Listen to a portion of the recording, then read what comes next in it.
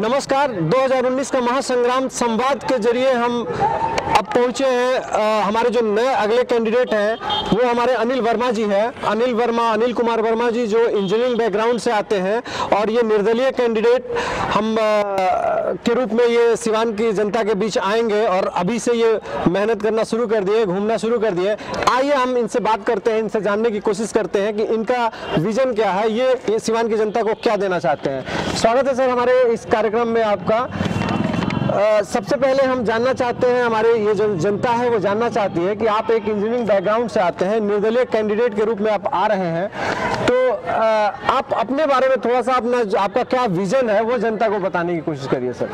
सबसे पहले आपको और आपके दर्शकों को मेरा नमस्कार। बेसिकली हम किसी नेता के बैकग्राउंड से नहीं आते हैं, राजनीति में पहले नहीं थे। हम भी एक आम जनता की तरह से सीधे साधे एक लोग थे, अपनी रोजी रोटी में लगे थे। मैं एक इंजीनियर हूँ, करीब 23 साल तक फॉरेन में काम किया हूँ, 5 साल तक इंडिया में भी काम किया था। बच्चों को पढ़ाने के बाद 2016 में मैं फ्री होकर के अपने गृहस्थ आश्रम से फ्री होकर के जी आया, तो सोचा कि चलो सामाजिक कार्य क्षेत्र में उतरा जाए, क्योंकि मैं यहीं का रहने वाला हूँ, सिवान का। यहाँ पे रहने के बाद महसूस हो रहा था कि जो भी बड़ी बड़ी पार्टियां हैं जी, जिसके कैंडिडेट्स लोग जो होते हैं यहाँ आते हैं, लोक लुभावन भाषण देते हैं, लेकिन धरातल पे सिवान जिले में कोई विकास नहीं हुआ है।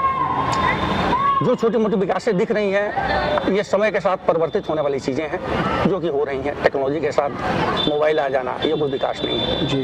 टेक्नोलॉजी बढ़ने के साथ अगर बिजली का ज़्यादा उत्पादन होना और गाँव में बिजली फैल जाना भी उतना बड़ा विकास नहीं माना जाता है। खैर, मैंने क्या सोचा, अगर हम बुद्धिजीवी हैं, समाज में इस गांव में रहते हैं, यहाँ के लोगों को देखते हैं, लोगों का जीवन स्तर ऊपर नहीं उठ रहा है। लोग यहाँ पे बेसिकली सिवान में कुछ भी नहीं है, इंडस्ट्रीज नहीं है, रोजगार के नाम पे कुछ नहीं है। जो भी लोग गांव देहातों में रहते हैं वो खेती करते हैं। 6 साल से मैं देख रहा हूँ सिवान को, 6 साल से बारिश नहीं हो रही है, खेती नहीं हो रहा है। लोग धान पैदावार करते हैं तो धान की पैदावार नहीं होती है, मुआर काट लेते हैं। हम उसी गाँव के रहने वाले हैं। मैं भी 2-2.5 बीघे जमीन मेरा था जिसमें हम लोग धान की फसल किए थे, 1 छटाक धान नहीं गया इस साल। ऐसे सारे घरों में समस्याएं हैं। जब उसके पास रोजी रोटी नहीं हो, खेतों में काम करे, खेत से अनाज नहीं निकले, ये सारी जिम्मेवारी कहीं ना कहीं सरकार की बनती है। और सरकार के जो प्रतिनिधि जिसको जनता जिताती है उसकी जिम्मेवारी ज़्यादा बढ़ जाती है, जवाबदेही, कि वो जा करके अपने सरकार में आवाज़ उठाएं, उन लोगों के लिए वो सब संसाधन मुहैया कराएं, उसके लिए जो इंफ्रास्ट्रक्चर है उसको तैयार करने की कोशिश करें। लेकिन यहाँ जुमलेबाजी के सिवा कुछ होता नहीं है, चाहे किसी भी पार्टी के लोग हों। सारे प्रतिनिधियों को हम लोग में देखा है, मैं भी पहले वोटर ही था, मैं भी पहले वोट देता था। तो ये सब सारी समस्याएं हैं जिसको सोच करके मैं सोचा कि नहीं, इस सामाजिक जीवन में आना चाहिए और अपने से प्रयास करें, लोगों को भी समझाएं कि किस तरह से प्रतिनिधि को चुना जाता है, कैसे व्यक्ति को चुना जाए जो कि हमारे सिवान के लिए कोई काम कर सके। ये मेरा उद्देश्य है। बतौर निर्दलीय कैंडिडेट आपकी चुनावी तैयारियां कैसी हैं और आप पे जनता तक आप कैसे पहुंचेंगे, जनता तक अपनी बात को कैसे पहुंचाएंगे? पिछले महीने से मैंने अपना पर्सनल कैंपेन शुरू किया। मैं डोर टू डोर जाकर के गांव में जाकर के लोगों को अपना परिचय दे रहा हूं, पंपलेट के माध्यम से, पोस्टर के माध्यम से, और अपने विजन को बता रहा हूं। गांव में लोगों की समस्याओं को सुन रहा हूं, समझ रहा हूं और अपने तजुर्बे से, अपने जो भी मुझे ज्ञान है, जिस तरीके से मैं भी इसी क्षेत्र में रहा हूं, उस तरीके से उन लोगों को समाधान करने की कोशिश भी और ब्लूप्रिंट भी बताता हूं, जिससे काफ़ी समाज के जनता में जो भी लोग हैं वो प्रभावित हो रहे हैं। वो हम में अपने एक अच्छे कैंडिडेट के रूप में हमको देख रहे हैं और ये उम्मीद कर रहे हैं, हमको प्रोत्साहन दे रहे हैं कि आप और मेहनत कीजिए, आगे रहिए, हम लोग आपके साथ रहेंगे। हमारा अगला सवाल है, किस तरह का विकास का आप सिवान की जनता को विकास देना चाहते हैं? आपके विकास का मापदंड क्या है?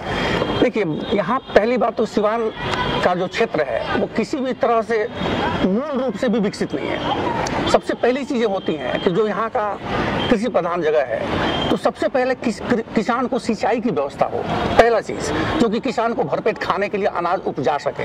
तो उस सिंचाई के क्षेत्र में विकास अगर हो, सिंचाई के क्षेत्र में जो नहर है जो पहले से बनी हुई थी, आधे से ज्यादा भर गई हैं, उसमें पानियां नहीं आती हैं, तो ये सब चीजें होनी चाहिए कि पानी उन लोगों को मिले, वो सिंचाई कर सके, एक वो विकास होनी चाहिए। दूसरी बात है पॉपुलेशन सिवान का विगत 5 साल में लगभग डबल होने जा रहा है। पहले 8 लाख 6 लाख 8 लाख हमारे हमारे वोटर थे, अभी 14 लाख लगभग वोटर हो चुके हैं। सिवान शहर उतना ही छोटा है, जबकि 8 लाख वोटर थे, आज 13 लाख 14 लाख वोटर लगभग जा रहे हैं। आज भी सिवान शहर उतना ही छोटा है। ये सारा जो जनसंख्या का लोड सिवान शहर पे पड़ रहा है, एक इसकी विकास हो, एक्सपेंशन थोड़ा हो, यहाँ पे स्वास्थ्य की विकास हो, क्योंकि अस्पताल वही है जो आज से 10 साल पहले था।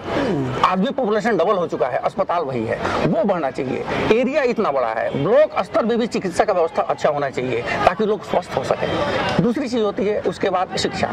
शिक्षा तो ये हाल हो गया है कि हमारे कार्यक्रम, सरकारी योजनाएं चलती हैं, मिड डे मील हो गया, ये हो गया, लेकिन लोग शिक्षा को शिक्षा न समझ करके मिड डे मील पे फोकस हो गए। भाई अटेंडेंस नहीं हुआ, खाना नहीं बना, दाल पतला हो गया, ये पतला हो गया, इस पे ज्यादा चर्चा होती है, बशर्ते कि उस स्कूल से प्रोडक्टिविटी कितनी निकल रही है, बच्चे पढ़ रहे हैं कि नहीं पढ़ रहे हैं। इस गुणवत्ता को बढ़ाने की जरूरत है ताकि लोग शिक्षित हों, स्वस्थ हों और अपनी खेती कर सकें। इसके बाद अगर विकास करनी है आगे की तरफ, तो थोड़ा रोजगार को मद्देनजर रखते हुए कुछ इंडस्ट्रीज का विकास होना चाहिए, नहीं बड़ा स्किल, सेम स्किल होने चाहिए।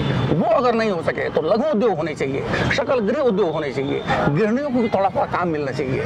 अगर घरेलू उद्योग टाइप के अगर परिवेश को विकसित किया जाए, हमारे सिवान में छोटी छोटी इंडस्ट्री लगाई जाए, घरेलू उत्पाद के लिए कुछ इंडस्ट्री लगाई जाए, तो लोगों को, हर गृहिणियों को 10 रुपए 20 रुपए कमाने का मौका मिले, 100 रुपए कमा करके अपने पतियों को सहयोग करें।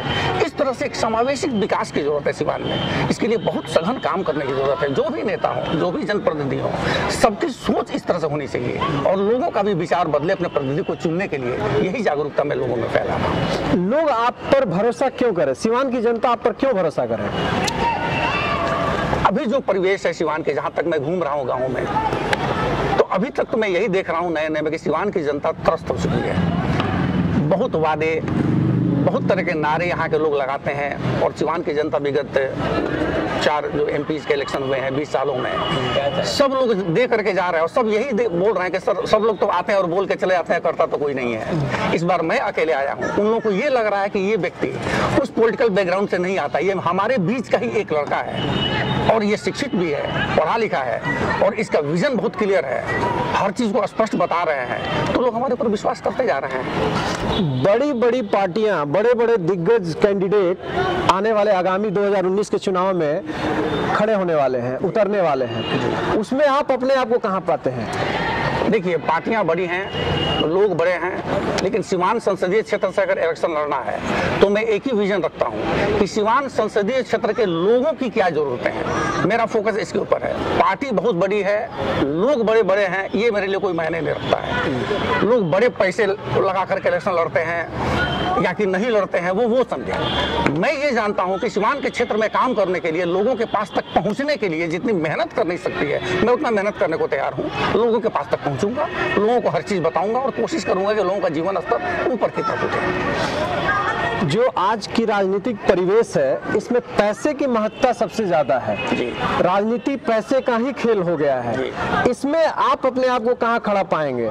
देखिए, ये एक परसेप्शन होता है। जब पूंजीपति टाइप के लोग होते हैं, वो ये सोचते हैं कि हम पैसे खर्च करके लोगों के दिल को खरीद लें। जो राजनीतिक परिवेश चला हुआ है, पैसे खर्च करते हैं, गुटबाजी करते हैं, ये लोग समाज को बांटते हैं अलग अलग तरीके से और सोचते हैं कि कहीं ना कहीं से पैसे खर्च करके लोगों को अपने में ले लेंगे, लेकिन वास्तविकता इससे बिल्कुल अलग होती है। गांव के लोग बड़े भोले वाले हैं।